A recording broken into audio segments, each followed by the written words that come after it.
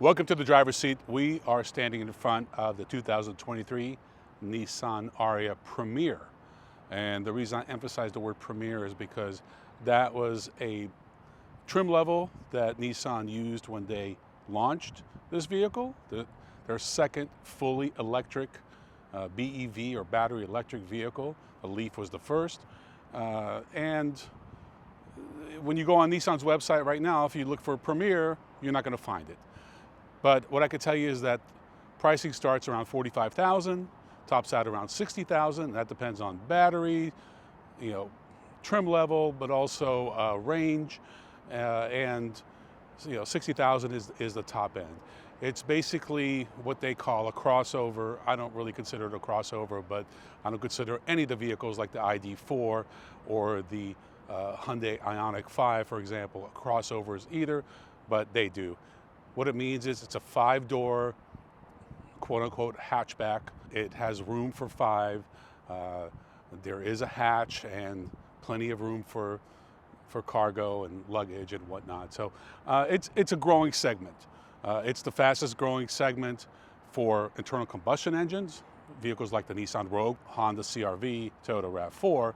So now we're seeing electric versions of these vehicles, and that's what the Ariya represents, to Nissan at least. They're priced about 20% more than their comparable internal combustion engine vehicles, but you do get federal tax credits and some rebates and whatnot. And then there's this big debate about electric vehicles, but I'm probably one of the few automotive journalists who is not a believer in electric vehicles. I don't think it's ever going to get to critical mass. There's a reason why Tesla is so successful is because they went for the top end of the market. That's why you're seeing companies like BMW, Mercedes, Audi, Porsche, Cadillac, all the luxury brands, Genesis, trying to capture some of that Tesla market share. I just drove across country, and I can tell you, people in Iowa, even Michigan, Nebraska, places like that, they have no interest in electric vehicles. Jim Farley is the chief executive officer of Ford Motor Company, and he said, we don't have a range anxiety in this country about electric vehicles. We have a charging anxiety, and I feel that pain. I felt that pain this week trying to navigate through public chargers with this vehicle. Sometimes they were full, sometimes they don't work, and we just have a long way to go. But he's right, we have a charging anxiety, and sure, if you're wealthy and you can afford a level 2 charger at home, it's no big deal. And that's why Tesla was so successful. They went after that high end of the market. But when it comes to the low end, there's a reason why the Leaf was a disaster. Both the first and second generation Leaf, the Chevy Bolt. A lot of these vehicles are just not moving. At the end of the day, like Jim Farley said, Americans are not willing to pay a premium to buy and drive an electric vehicle. The benefit is just not there, and until we get there, we have a long way to go. So what we're doing right now is essentially looking at the high end of the market, and this vehicle is clearly not at the high end of the market, but when I look at the competitive set, I can highly recommend this Ariya. I think it's attractive, it performs nicely, it's comfortable, it has all the amenities. I think they gave you a nice range of trim levels to choose from. So for all those reasons, I think it's on par with the ID4 and the Ioniq 5 and the EV6 and the Ford Mach-E, for example. But speaking of the Ford Mach-E, I just spoke to a dealer in Phoenix.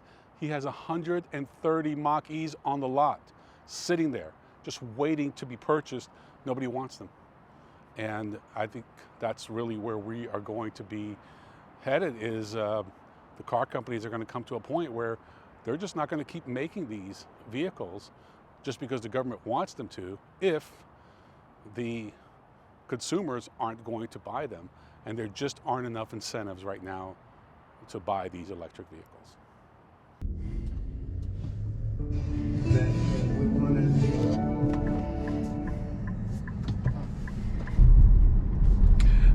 The one we're driving today is what I would call kind of an upper, almost a top trim level with almost 300 miles of range.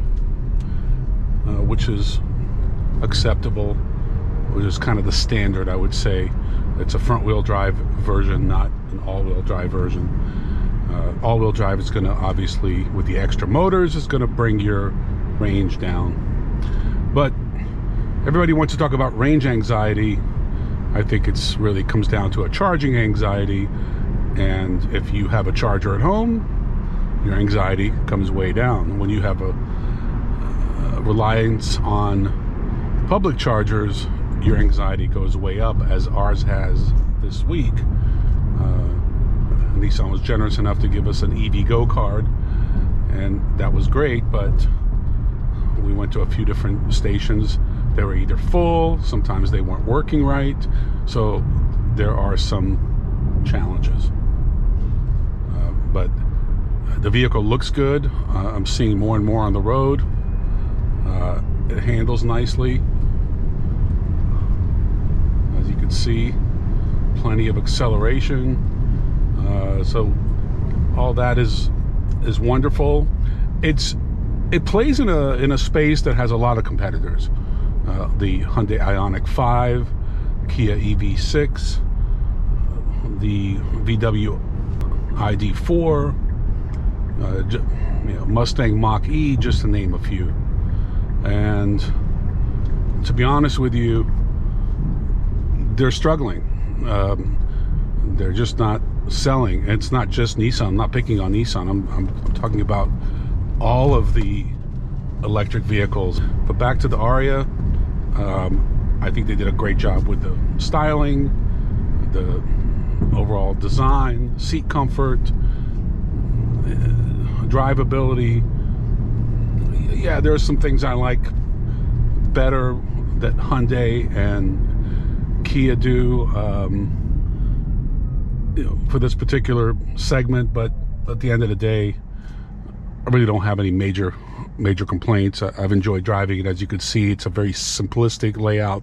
There are essentially no buttons. Yeah, you have a volume button, which is very important, but everything else is kind of the haptic touch buttons, which I like. I think they really clean up the instrument panel.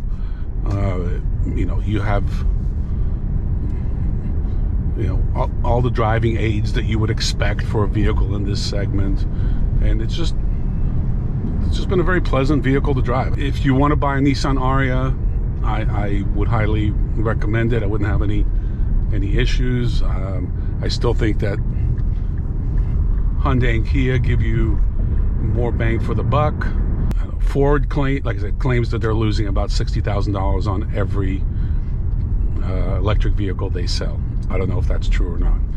I can tell you that I'm sure Nissan is losing money as well. I just don't think we have the infrastructure needed to support these vehicles on a critical mass level. What I mean by that is like where you start to see 25% or 1 in 4 vehicles on the road being electric. That's just not going to happen. Now, here in California, 20 to 25% of vehicles sold in the last 12 months have been electrified, but that includes hybrids, plug-in hybrids, and pure electric vehicles, even a few of the hydrogen fuel cell vehicles. The estimated range on the test vehicle we have this week is just under 290 miles. And of course, it depends on how you drive and conditions. That seems to be kind of the standard now for, or I should say the benchmark for most vehicles, is they want to be around 300. A lovely vehicle. Range is certainly not an issue. Charging is, and I can say that for just about every electric vehicle, if you are dependent on public chargers. And we were this week, and it was not fun. Well, there you have it. The all-new 2023 Nissan Ariya, their second fully electric model, and there are more to come. I'm glad Nissan is all in on this electrification. Granted, they're a global company, so the technology that they use to develop this vehicle carries to Europe, Japan, and other markets. Here, the sales are really struggling. When you compare, last month they sold about 72,000 Rogues, and they sold about 2,000 Arias. So you can see it's not even a blip, when it comes to comparing sales of EVs versus internal combustion engines, and that's here in California.